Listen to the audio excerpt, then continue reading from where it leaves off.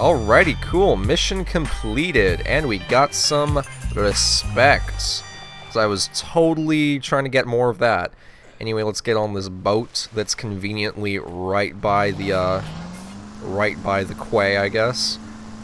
And let's go ahead and head on back. I think there's a couple more missions we can do for Woozy, so why don't we go ahead and see what else we can do.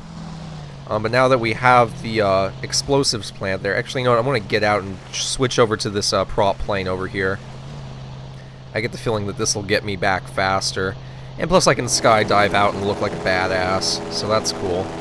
Yeah, some of these prop planes you can actually like land in the water and stuff like that. Not sure if I've ever mentioned that before, but if they have those, they kind of look like little floaters on the bottom of the plane. I don't really know what the technical term is for them, but that means you can land it in the water, which is pretty nifty.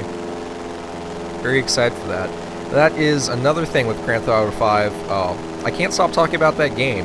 Well, I mean, I guess this is a Grand Theft Auto Let's Play, so it's not that bad, but I'm so hyped for Grand Theft Auto 5, it's ridiculous. I have not been so excited over the release of a game in such a long time, and it really feels great. It reminds me of my childhood when San Andreas was first coming out, and it actually came out a few days before my birthday, or maybe it was a few days after my birthday, and so I was kind of like counting down the days in the last couple months leading up to San Andreas' release, and that's back when I used like GameStop or GameSpot.com or whatever it is to get all my news and information. And every time they posted a new article or they showed new screenshots, I would just get so like giddy over it.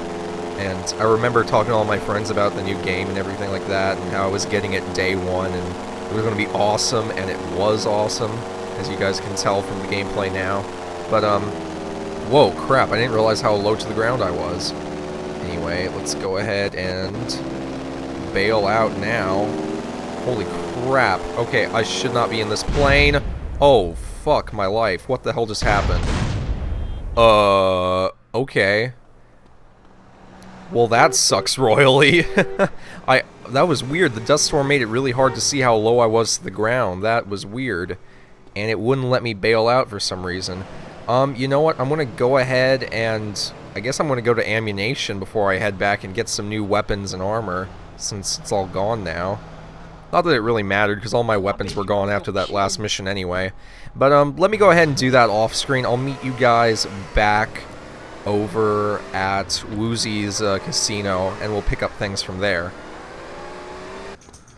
I gotta say, guys, of all the locations in all the various Grand Theft Auto games, I think the whole Vegas locale is probably one of my favorites. I mean, the Grand Theft Auto games are known for a lot of like really cool places, but it's just really hitting me now that the Las Vegas setting is probably my favorite. Here's the plan. It's all about the art of deception. While I get as much heat on me as possible, y'all get away with the green. Question, how does the Mafia normally move cash out of Caligula's? Bingo. Stripes for Mr. Zero here. Hey, good job, you little ass kisser. Ow. So, we gonna steal ourselves an armored car and respray it so it looks like one of the regular trucks. What about the police escorts? Whenever they move cash around, they use police motorcycles as outriders. Exactly what I was thinking. Come on, come with me, and we gonna go get some cop wheels. Oh, okay, it's this mission. I kind of remember now. Alright, so if I'm remembering correctly, this is, well, it can be a difficult mission if you don't really know what you're doing, but I guess when is that not the case, right? So, we're going to start by, choosing any of these green markers, really, and going right for it. I think there's supposed to be a timer. I don't know why that hasn't popped up yet. Oh, well, right on cue.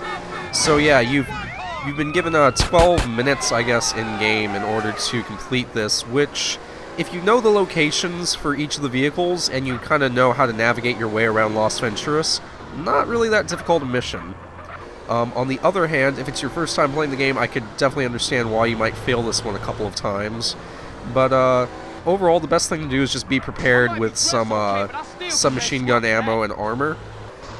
Most of these, well, I shouldn't say most, all of the vehicles you'll be picking up are motorcycles, and so it's really easy to steal them if you pull up alongside one of the cops and shoot them off the bike.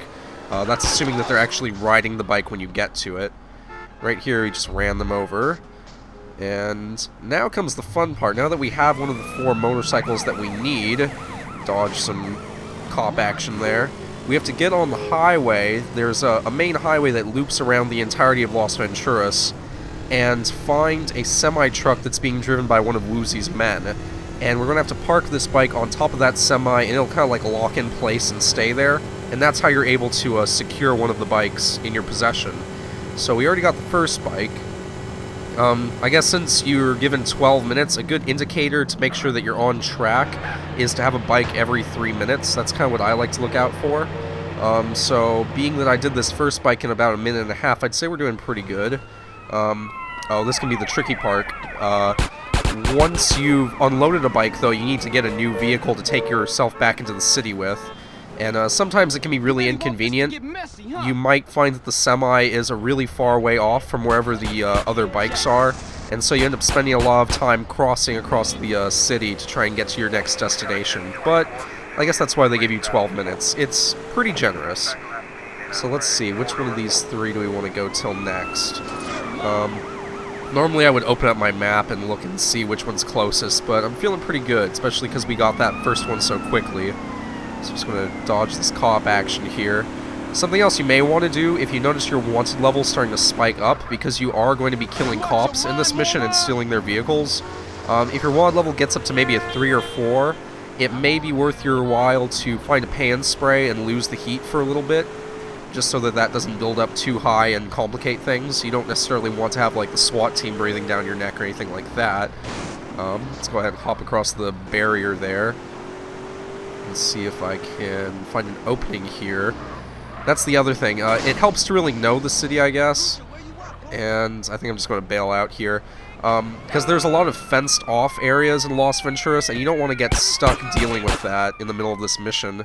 I guess I'm taking the fire truck, because I don't see any other car I can steal besides that cop car. And frankly, I'm not willing to take the chance. You trying to fuck with me? Alright, so we're pretty close by.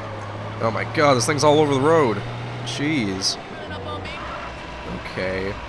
Well, so some of these cops, if they notice you approaching from afar, they will actually get on their bike and ride off. So I like to approach on foot and try and shoot them from a distance, kind of like this. See if you can take them out from far away before they spot you. Because the last thing you want to do is get into a car chase one of these guys. You might accidentally damage the vehicle, pop one of the tires on the bike, and that's going to be that much harder to get it to Woozy's car. But we got this one without too much trouble. And I think we actually want to go here to the left. See if we can find where the semi is on the highway. Alright, let's see. So we did that, and there's about 8 minutes left. So we're right on track for where we want to be. So that'll give us about 4 minutes for each of the next 2 bikes, which is perfect. That is perfect. Alright, so let's see if we can get this bike up here without too much trouble. Alright, time to get another vehicle. So, pretty much, it's just rinse and repeat from there. There's nothing much to this mission. They don't throw you any curveballs or anything. It's pretty straightforward. Again, the only thing you really have to keep in mind is time management. Make sure that you're doing everything as quickly as possible. You'll find that every second counts, especially if you get into a bad situation. Like this. Didn't mean to go up that part of the highway. Whoa, holy crap, the traffic here is crazy. So yeah, just make sure you know, you can always pause the game. I know I'm not doing it right now, I probably should, but you can pause the game and check your map to see where you are and set a marker to help you find your way to the closest bike. And to make sure you don't take any wrong paths or anything like that that might waste your time. That's actually something that Grand Theft Auto 4 added with the, whoa, holy crap. I was going to say, the Grand Theft Auto 4 added with the GPS system that I really liked. That they kind of give you like a hot route to wherever your destination is. And I understand not putting that in games like Vice City and San Andreas just because within the game world and the setting, I don't think they had GPSs back in that time frame. I know they definitely did for Vice City, and I'm guessing back in, I don't know, San Andreas is like early to mid-90s, maybe late 90s, I think. I'm not sure that they really had sophisticated GPS systems, so I get that they couldn't have it in the game for that reason. But, I find that a lot of sandbox games nowadays actually make use of that, and it's so helpful. Saints Row, Sleeping Dogs, this game, or not this game, but Grand Theft Auto 4, makes the game a lot easier.